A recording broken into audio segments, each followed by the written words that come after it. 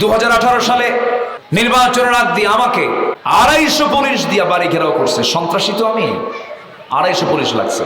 ধরে নিয়ে বলা হলো হুজুর চলেন থানায়, চলেন থানায় নিয়ে গেল। থানায় গেলাম, ওসি সাহেবের সামনে আমি বসে আছি। ওসি সাহেবের চোখের দিকে তাকায় দেখে ওসি সাহেবের চোখে পানি টলমল করছে, চোখে পানি। বললাম আপনি কান্দেন কেন? হুজুর আমি আপনার খুব ভক্ত। তো ভক্ত তো ধরছেন কেন? হুজুর কি করব, উপর থেকে চাপ, চাকরি বাঁচানো ফরজ, নিরুপায় হয়ে ধরে আনছি হুজুর, কিচ্ছু মনে করবেন না, সরি মাফ করে দিবেন। তো বললাম আপনি কাঁদতেছেন, কষ্ট হচ্ছে, না ধরলেই তো হতো। হুজুর চাকরি বাঁচান তো ফরজ। আমি বললাম ইমান বাঁচান তো নফল। মামলা আরো কিছু রেডি করিয়া কোর্টে চালান দিয়ে দিল, না মঞ্জুর করলো। কি মঞ্জুর? না মঞ্জুর। এমন অপরাধ করছি মঞ্জুর হবেই না। কোরআনের কথা কইছি তো, কোনো মঞ্জুর হবে না। ধরে নিয়ে জেলখানায় ঢুকায় দিল। জেলখানায় ঢুকলাম, পৃথিবী তো জেলখানা। যারা ইমানদার মানুষ তাদের কাছে জেলখানাও যা, বাইরেও তাই। আসতে কন কেন? আমরা এগুলো পরোয়া করি না। এই জন্য আমরা এই 16 বছর পালায়ও যায় নাই, দেশে ছিলাম। রাজাকার বলে দিয়েছে আমাদের, রাজাকার বলে গালি দিয়েছে, কেউ আমরা পাকিস্তান যাই নাই। কিন্তু যারা আমাদেরকে গালি দিয়েছে রাজাকার বলে, তারা এখন হিন্দুস্তানের রাজাকাররা সব হিন্দুস্তানে গিয়ে বসে আছে। আমরা পালাবো না কোনোদিন, আমরা পালানোর জাতি না, ঠিক কিনা? আমরা দেশ ছেড়ে যাবো কোথাও? আসতে কন কেন? আমরা যাবো কোথাও? যাবো না। আমাদের কেউ নাই, আমাদের কে আছেন? আল্লাহ আছে। আমি জেলখানার মধ্যে ঢুকলাম ভাইজান। তো ঢুকা মাত্র এক মুরব্বী, 85 বছরের এক বুড়া মানুষ আমারে দেখি সালাম দিয়ে বলে, হুজুর আপনি জেলখানায়? জেলখানায় ঢুকছেন আপনিও? হ্যাঁ। খুব খুশি হলাম, থাকেন। তো বললাম যে আপনি খুশি হলেন কেন? হুজুর মাহফিলে যাই, অনেক দূর থেকে ওয়াজ শুনি, কিন্তু আপনার সঙ্গে মুসাফা করতে পারি না। আমার খুব শখ আপনাকে দেখা, ভালো করে দেখা। খুব ভালো হয়েছে, আপনি ভালো করে থাকেন, জেলখানায় থাকেন, দোয়া করি। তো বললাম চাচা আপনি এই বুড়া বয়সে নাতিপুতি থুয়ে এই জায়গায় কেন? তো এখন আমারে মুস্কি হাসি মেরে, বুড়া মানুষ, হাত চামড়াগুলো কুচকে গেছে, দাঁতগুলো নাই, মজা করে, মজার মানুষ লোকটা, মজা করে বলতেছে বোমা হামলা, বোমা হামলা। তো বললাম বোমা হামলা মানে? কামান নামে বোমা হামলার মামলা দিছে। 85 বছরের বুড়া মানুষের হাতে যদি বোমা তুলে দেওয়া হয়, ও কি জায়গা মতো মারবে না নাজের মাথায় পড়বে? এই হলো চিত্র। এই চিত্র চিত্রায়িত হয়েছে। আমরা এমন চিত্র বাংলার জমিন আর দ্বিতীয়বার দেখতে চাই না। সকল ভেদাভেদ ভুলে গিয়ে, অতীতের কথাকে, ইতিহাসকে মাথায় নিয়ে আগামীর কল্যাণ রাষ্ট্র গড়ার জন্য, সুন্দর বাংলাদেশ উপহার দেওয়ার জন্য, আমরা মুসলিম, আমাদের ধর্মের নাম ইসলাম, ইসলামকে সামনে রেখে একটি ঐক্যের সরকার আমরা গড়তে চাই ইনশাআল্লাহ। সবাইকে রাজি আছেন? যেখানে কোনো চুরি থাকবে না, যেখানে কোনো আতঙ্ক থাকবে না, যেখানে জনগণ 100% কথা বলার অধিকার রাখবে, যেখানে মানুষ অন্ন, বস্ত্র, শিক্ষা, বাসস্থান, চিকিৎসা নিশ্চয়তা পাবে, একমাত্র আল্লাহর দেওয়া বিধান ছাড়া এই কল্যাণ রাষ্ট্র গঠন হতে পারে না। এই দিকে কি সবাই এগিয়ে আসতে রাজি আছেন? আল্লাহ কবুল করুন, জোরে বলি আমিন। আরো জোরে আমিন, আরো জোরে আমিন। আমরা বিবেকহীন হব না, বিবেকবান হব। ওয়াদা ভঙ্গ করবো না, ওয়াদা ঠিক রাখবো, ওয়াদা ঠিক রাখবো। যে টাকা খরচ দেয় সে বিপদে, না যে টাকা খরচ নেয় সেই বিপদে? বলেন তো, ঋণ দাতা বিপদ না ঋণ গ্রহীতা বিপদ? যে দেয় সেই বিপদে পড়ে। কে ভাই আমি আপনার টাকা দিছিলাম ঋণ, টাকাটা দিবেন না? কমক দিন আসো, 3-4 দিন ফেরানোর পরে রাগের ঠেলা এখন যে টাকা পায়, টাকা পাওনাদার, সে বলে ভাই এতবার ঘুরাচ্ছেন, আপনি কি আমাকে সত্যি সত্যি টাকাটা দিবেন? রাগের ঠেলায় বলে তুই কি এখনো টের পাস নাই? শেষ পর্যন্ত পাওনাদার বলে আল্লাহ তোমাকে সাক্ষী রেখে বলছে জীবনে আর এই লোকের কাছে টাকা চাবো না। এই শোন, বলতেছে এই শোন, হাসরের দিন তোর কাছ থেকে টাকা তুলে নেব। জবাবে ঋণ গ্রহীতা কয় লম্বা ডেট পাই না। কি ডেট পাইছে ও? লম্বা ডেট। চোরে না শোনে ধর্মের কাহিনী। এগুলো কি বিবেকবান না বিবেকহীন? বিবেকবান না বিবেকহীন? বিবেকহীন। বিবেকহীন লোক কখনো জান্নাত পাবে না। কমন সেন্স আমরা ঠিক রাখবো, জোরে বলি ইনশাআল্লাহ। বিবেকবান কাকে বলে? আজান হয়েছে, নামাজে যেতে হবে, ওয়াদা করেছি ওয়াদা ঠিক রাখতে হবে, ভুল করেছি মাফ চাইতে হবে, কোনো অপরাধ করে ফেলেছে সেজদায় পড়ে চোখের পানি ফেলে কাঁদতে হবে। আর কিছু কিছু লোক আছে অপরাধ করার পরেও কয় আল্লাহ আমারে ধরবে কেমনে। আছে না এরকম? আছে না? বলেন তো আছে না নাই? আচ্ছা আমার বন্ধুগণ, নাম্বার 3 হলো والذين يصلون ما أمر الله به أن يوصل ويخشون ربهم ويخافون سوء الحساب। জোরে বলুন আল্লাহু আকবার। নাম্বার 3 হলো আল্লাহর সঙ্গে সম্পর্ক বজায় রাখা, আল্লাহর সঙ্গে সম্পর্কটাকে গভীর করা, সম্পর্কের উন্নতি করা। আল্লাহর সঙ্গে সম্পর্ক উন্নতি করার কিছু টাইম আছে, কিছু সময় আছে, স্পেশাল কিছু টাইম আছে। যেরকম আল্লাহ রাব্বুল আলামিন বলছেন, বান্দারে গোটা রাত মানুষ তো ঘুমের সাগরে থাকে, কিন্তু আমার স্পেশাল যারা বান্দা, রাত যত গভীর হয় সেই বান্দাগুলো আমার সঙ্গে সম্পর্ক করার জন্য তারা নামাজে দাঁড়ায়া যায়। সেই নামাজটার নাম হলো সলাতুত তাহাজ্জুদ। সলাতুত তাহাজ্জুদ, নফল নামাজ। এই নামাজটা যদিও নফল, কিন্তু আমার নবীর জীবনে এই নামাজ কখনো কাজা হয় নাই। দুঃখজনক হলো সত্য, আজকে আমার দেশে মাত্র 5% মুসলমান নামাজ পড়ে। কয় পার্সেন্ট মুসলমান? আর 50 লক্ষ, প্রায় 50 লক্ষ মানুষ আমার দেশে মাদক সেবী, অ্যাডিক্টেড। 50 লক্ষ যদি মাদক সেবী হয়ে থাকে, মাদকাসক্ত হয়ে থাকে, তাহলে তার বাবা আছে, মা আছে, ভাই আছে, বোন আছে, স্ত্রী আছে, সন্তান আছে, পরিবার পরিজন আছে।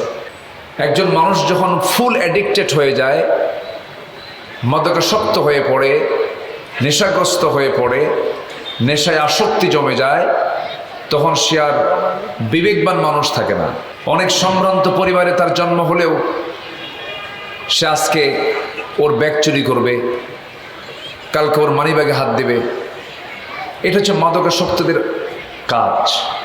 তাদের মূল ডিউটি হচ্ছে আমার যেমন করে হোক এই বেলা আমার মাদক আমাকে নিতেই হবে, চুরি করে হোক আর যেইভাবে হোক। এরকম অসংখ্য পরিবার আমার দেশে যন্ত্রণার মধ্যে দিনটা পার করছেন। এরকম অসংখ্য পরিবার আমার দেশে আছে না নাই? আসতে বলবেন না, আছে না নাই? অনেক বড় বড় ব্যক্তি, বড় বড় কর্মকর্তা, বড় বড় সমাজের এলিয়েট শ্রেণী, তারা চক্ষু লজ্জায় বাইরে বের হতে পারেন না, মাথা নিচু করে থাকেন। কেন? তার সন্তান ইয়াবা খায়, তার সন্তান ফেন্সিডিল খায়। সবার কম বেশি জানা আছে, আজ থেকে বেশ কয়েক বছর আগে ঐশী নামের একটা মেয়ে, সে ইয়াবা সেবন করত। বাপকে বলেছে আমাকে ইয়াবা দাও, টাকা দাও। বাপ অস্বীকৃতি জানানোতে সে প্রচণ্ড বিক্ষোভে ফেটে পড়ে। এক পর্যায়ে রাতের বেলা এট এ টাইম মা এবং তার বাবাকে, সেই পুলিশ ইন্সপেক্টরকে ছুরি দিয়ে জবহ করে। এটা আদালত পর্যন্ত গড়ায়। আদালত ওই ঐশী নামের মেয়েটাকে ফাঁসির রায় দেয়। ঠিক আছে, তাকে ফাঁসির রায় দেওয়া হলো, ভালো কথা। কিন্তু এই ঐশীর হাতে যারা ইয়াবা তুলে দিয়েছিল তারা কোথায়? আসতে কন কেন? আসতে কন কেন? যারা ওই ঐশীর হাতে যারা ইয়াবা তুলে দিয়েছিল, উচিত ছিল তাদেরকে 10 বার ফাঁসি দেওয়া। আপনি কি জানেন আমার এই কথাগুলো যাদের ফ্যামিলিতে মাদকাসক্ত আছে তারা এই কথাগুলো কিভাবে নিচ্ছেন? আজকে এটা একটা আমার দেশে মহামারী আকার ধারণ করেছে। সামনে যে কি আসবে আল্লাহই জানে। চরম ভয়ঙ্কর দিন সামনে অপেক্ষা করছে। সম্মানিত বন্ধুগণ, যুব সমাজের চরম অবক্ষয় চলছে এখন। চরিত্র বলতে কিচ্ছু নাই আর, চারিত্রিক সৌন্দর্য বলতে তেমন কিছু নাই আর। এই মহা সংকট থেকে, এই মহা দুর্যোগ থেকে আমাকে আপনাকে যদি বাঁচতে হয়, বাঁচার জন্য বাঁচার লাইনে আসতে হবে। বাঁচার জন্য যেমন অক্সিজেন প্রয়োজন, এই পৃথিবীতে সুখের শান্তিতে বেঁচে থাকার জন্য তেমনই কোরআন প্রয়োজন। আসতে বলবেন না, জোরে বলুন ঠিক কিনা। এইদিকে আসেন, নচেত কোথাও শান্তি পাবেন না। স্বপ্নের দেশ আমেরিকা নয়, স্বপ্নের দেশ ইউরোপ নয়। কে বলেছে? কোনো শান্তি সেই দেশে নাই। সেকেন্ডে সেকেন্ডে মানুষ খুন হয়। প্রযুক্তির ব্যবহারের কারণে তারা একটু ভালো থাকে। প্রযুক্তিটাকে তারা সম্পূর্ণ কাজে লাগানোর কারণে অনেক কিছুই সেখানে মানে প্রযুক্তির কারণে হয় না। সম্মানিত ভাইয়েরা, সম্মানিত বন্ধুগণ, ঠিক সেই সময় আমরা এখানে একত্রিত হয়েছি। আমাদের বেশ কিছু করণীয় আছে। আমরা বিবেকহীন হব না বিবেকবান হব? বলেন, বিবেকহীন না বিবেকবান? বিবেকবান হব। জোরে বলি ইনশাআল্লাহ। আল্লাহ বলছেন, আফালা তাআকিলুন, তোমাদের কি কোনো জ্ঞান নাই? আফালা তুবসিরুন, তোমাদের কি কোনো চোখ নাই? চোখ আছে যার, জ্ঞান আছে যার, সেন্স আছে যার, সে কেন বিবেকহীনতা নিয়ে চলবে? এই বিষয়গুলো অত্যন্ত লক্ষণীয়। সম্মানিত ভাইয়ের, আসুন সেই দিককে সামনে রেখে আমি কিছু কথা বলতে চাচ্ছি। এই কি হয়েছে আর? হ্যাঁ, নাকি মাথা ঘুরে গেছে নাকি? আরে হঠাৎ করে উঠছে তো, বসে কিন্তু উঠলে কিন্তু উঠেই তো স্লোগান মারছে, বোঝেন নাই? মানে আমার মাথা ঘুরে গেছে। কোনো কষ্ট হয়নি তো? এরকম একটা মাহফিল আমার, হঠাৎ করে একজন স্লোগান দিতে নিয়ে বসেই উঠে দাঁড়াইছে, দাঁড়ায় আর কথা বলতে পারে না, ওখানেই লাশ। হঠাৎ করে কিন্তু উঠে চট করে একটা কিছু করলে কিন্তু তখন শরীরে একটা ধাক্কা লাগে। তো যাই হোক, বসেই করতে পারতেন, বেশি আবেগী তো, দাঁড়ায় গেছে। আল্লাহ তুমি তাকে সুস্থ করে দাও। জোরে বলি আল্লাহুম্মা আমিন। সম্মানিত ভাইয়েরা, আমরা বিবেকহীন হব না বিবেকবান হব? বিবেকহীন না বিবেকবান? বিবেকবান হব। জোরে বলি ইনশাআল্লাহ। জীবনের সকল জায়গায় আইন মেনে চলবো কার? বিধান মেনে চলবো কার? হুকুম মানতে হবে কার? এক জায়গায় না সব জায়গায়? এক জায়গায় না সব জায়গায়? হ্যাঁ। আচ্ছা বলুন তো, বিড়ি খাওয়া এটা কি বিবেকবানের কাজ না বিবেকহীনের কাজ? আমি কি কষ্ট দিলাম নাকি আপনাদের? আচ্ছা, বিড়ি খেলে স্বাস্থ্য ভালো হয়, বিড়ি খেলে হায়াত বাড়ে, বিড়ি খেলে লাংস ভালো হয়, এটা কি পৃথিবীর কোথাও পাবেন আপনি? বলেন, কোথাও পাবেন আপনি? না। তাহলে এটা কি কোনো খাদ্য? এটা দিয়ে কোনো আপনার শারীরিক কোনো উপকার কিছু আছে বলেন? নাই। কিন্তু এরপরেও আমরা খাই কেন? আমরা বিবেকহীন, কমন সেন্স নাই। আমরা বিবেকহীনতার মানসিকতা নিয়ে আমরা এগুলোকে সেবন করি। অথচ একজন ইমানদার ব্যক্তি কখনো বিবেকহীন জাতীয় কোনো কাজ করতে পারে না। এদেশের মানুষ নামাজ পড়ে মাত্র 5% আর বিড়ি খায় 80%। নামাজ পড়ে কত? 5% আর বিড়ি খায় 80%। তাহলে বলেন তো, এগুলো কি ইতিবাচক দিক না নেতিবাচক দিক? এগুলো কি আশার দিক না হতাশার দিক? তাহলে এগুলোর জন্য আমাদের শুধু ব্যক্তিগত কাজ করলে হবে না, আমাদের সামষ্টিকভাবে এগিয়ে আসতে হবে। বলেন তো, সামষ্টিকভাবে এগিয়ে আসতে হবে। আমার এই কথাগুলো শুধু আপনি শুনছেন তা নয়, এই কথাগুলো এখন জায়গা মতো চলে যায়, এগুলো নিয়ে গবেষণা হয়। কাউন্টার টেররিজম, বিগত 16 বছর কাউন্টার টেররিজম একটা ইউনিট ছিল। সেই কাউন্টার করতো, কি করতো? ফিল্টার করতো, শুনতো, দেখতো, গবেষণা করতো। তা আমাদের আলোচনাগুলো এখন জায়গা মতো চলে যায়। শুধু আমি এতটুকুই বলবো, এই সমস্ত বিবেকহীনতার কাজ, এগুলো ব্যক্তিগত উদ্যোগে বন্ধ হবে না, আইন করে কিছু কিছু বিষয় বন্ধ করতে হবে। আসতে বলবেন না, জোরে বলুন ঠিক কিনা। আজকে যদি রাষ্ট্রীয় পর্যায়ে যদি নামাজ কায়েম হতো, 5% মুসলমান আমার দেশে থাকতো না। রাষ্ট্রীয় পর্যায়ে নামাজ কায়েম হলে পরে নামাজি হতো 95%। তাহলে কিয়ামতের দিন আমরা যখন আল্লাহর সামনে দাঁড়াবো, বেনামাজির চরিত্র নিয়ে দাঁড়ালে পরে আমরা কি জান্নাত পাবো? আসতে জান্নাত পাবো? তারা যারা আমাদের নেতৃত্ব দিয়েছেন তারা নামাজের কথা বলেন নাই, তারাও বিপদে, আমরাও কি বিপদে পড়ে যাব। এই জন্য সবার আগে আমরা ওয়াদা পূর্ণ করব কার সাথে? আল্লাহর সাথে। নাম্বার 2 হলো আল্লাহ রাব্বুল আলামিন বলেন ওয়ালা ইয়ানকুদুনাল মিসাক। নাম্বার 2 হলো যারা অঙ্গীকার কখনো ভঙ্গ করবে না, যারা ওয়াদা যারা কখনো ভঙ্গ করবে না, ব্যক্তিগত জীবনে, পারিবারিক জীবনে, সাংসারিক জীবনে, ব্যবসায়িক জীবনে, রাষ্ট্রীয় জীবনে, সব জায়গায় কিন্তু কথার একটা অঙ্গীকার থাকে, কাজের একটা অঙ্গীকার থাকে, চুক্তিনামা থাকে। এটাকে যারা ভঙ্গ করবে তারা বিবেকহীন মানুষ। ধরুন আপনার সঙ্গে আমার লেনদেন আছে, আব্দুর রহিম ভাই, আমি টাকা পাই, আমি বললাম ভাই আমাকে টাকাটা কোন দিন দিবেন? অমুক দিন দিব। আপনি টাকাটা অমুক দিন পাবেন বলে আরেকজনকে ওয়াদা দিয়েছেন, আমি তোমাকে অমুক দিন দিব। কিন্তু আপনাকে যে সে বলল অমুক দিন টাকা দেব, সে আপনাকে টাকা দিল না, সে ওয়াদা ভঙ্গ করলো। আপনি আরেকজনকে ওয়াদা করেছেন, তার কাছে আপনার ওয়াদা ভঙ্গ হয়ে গেল।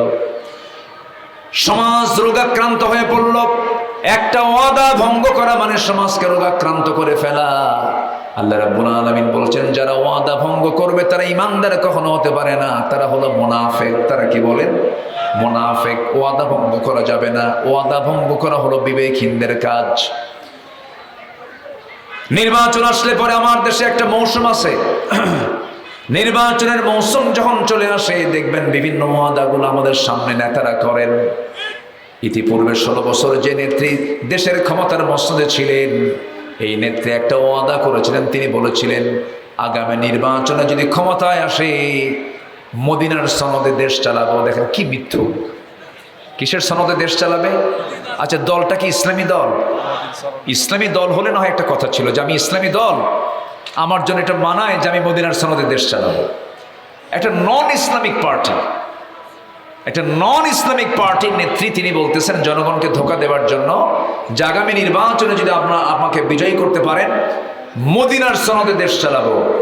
মদিনার সনদে দেশ চালায় নাই, মোদির সনদে দেশ চালিয়েছে ওরা। যা ইচ্ছা তাই করেছে।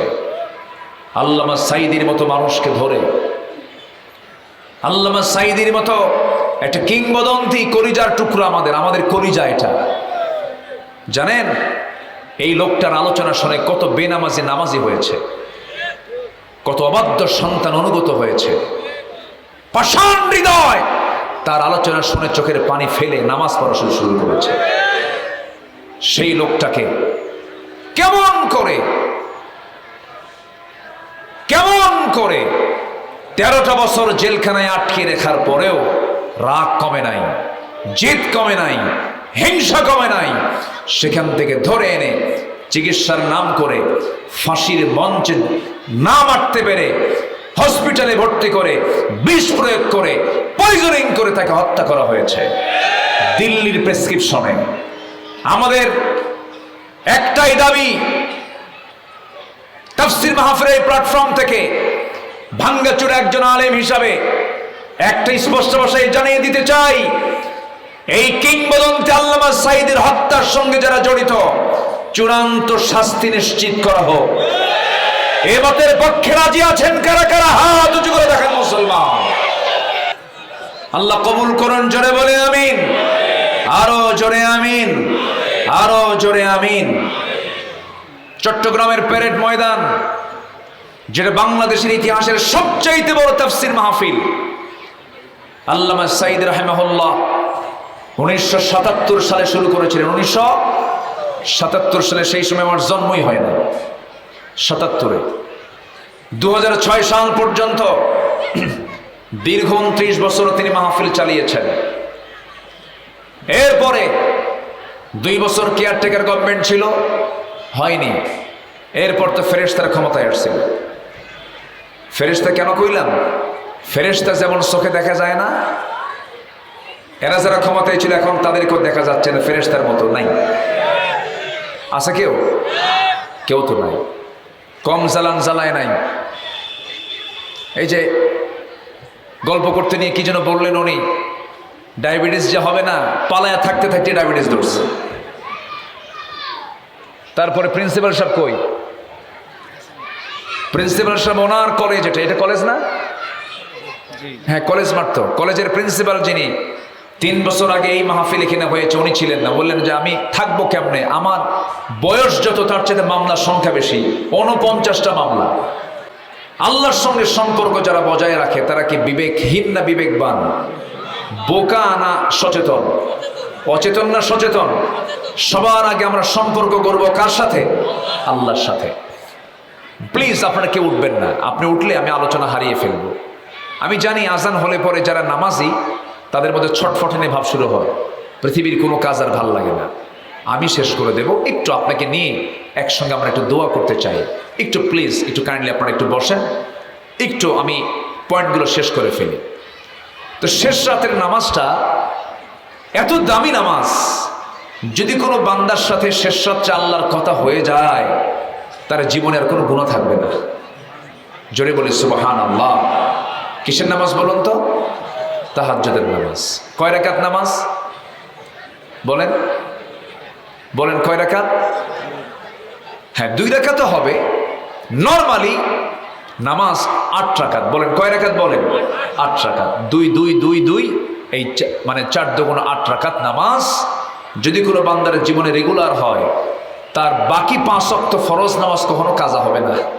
জোরে বলি সুবহানাল্লাহ। কারণ যে তাহাজ্জুদ পড়বে সে কি ফরজ নামাজ কাজা করবে? কাজা করবে না।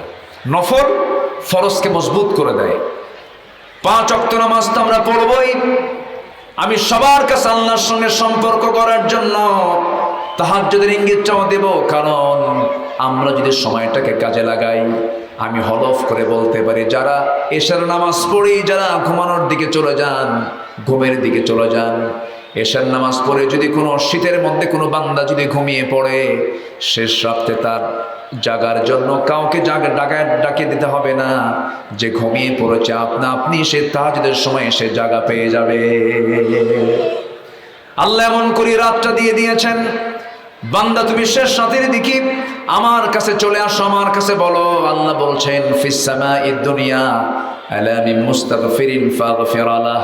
কোন ক্ষমা প্রার্থী আছে আমার কাছে ক্ষমা চাবে, আমি তাকে ক্ষমা করে দেব। আল্লাহ প্রথম আকাশে চলে আসেন। প্রথম আকাশে এসে আল্লাহ পাক আমাকে আপনাকে এমন করে ডাকতে থাকেন, ওই ডাকার সাথে বান্দার ডাকটা যদি মিল পড়ে যায়, সুবহান রাব্বিয়াল আলা, সুবহান রাব্বিয়াল আযীম, আল্লাহুম্মা ইন্নী যালামতু নাফসি যুলমান কাসীরা ওয়া লা ইয়াগফিরু যুনুবা ইল্লা আনতা ফাগফির লি মাগফিরাতাম মিন ইনদিকা ইন্নাকা আনতাল গফুরুর রহিম। যদি আল্লাহর সাথে যদি এই কথাগুলো যদি মিলে যায়, আল্লাহর কসম করে বলি আপনার একটা সেজদা যদি আল্লাহর দরবারে মঞ্জুর হয়ে যায় শেষ রাতে, আল্লাহ রাব্বুল আলামিন ওয়াদা করছেন তোর সমস্ত গুনাহগুলোকে, সাইয়্যাতগুলোকে হাসানাত করে আমি তোকে জান্নাতের মেহমান বানায়া দেব। সবার আগে সম্পর্ক করব কার সাথে? আসতে বলবেন না, কার সাথে? 5 ওয়াক্ত নামাজ পড়বেন কারা কারা? একটু হাত তুলে দেখান তো দেখি। জোরে বলি ইয়া আল্লাহ, আর জোরে বলি ইয়া আল্লাহ। আমাদেরকে 5 ওয়াক্ত সালাত আদায় করার তৌফিক তুমি আল্লাহ দিয়ে দাও। জোরে বলি আমিন, আরো জোরে আমিন, আরো জোরে আমিন। হাত নামান। আমি কষ্ট দিয়ে ফেলেছি। নাম্বার 4 আল্লাহকে ভয় করা। নাম্বার 5 বিচার দিবসকে ভয় করা। নাম্বার 6 সন্তুষ্টিতে সবর ধরা। নাম্বার 7 নামাজ কায়েম করা। নাম্বার 8 গোপনে প্রকাশ্যে দান করা। নাম্বার 9 ভালো কাজের দ্বারা মন্দ কাজকে প্রতিহত করা।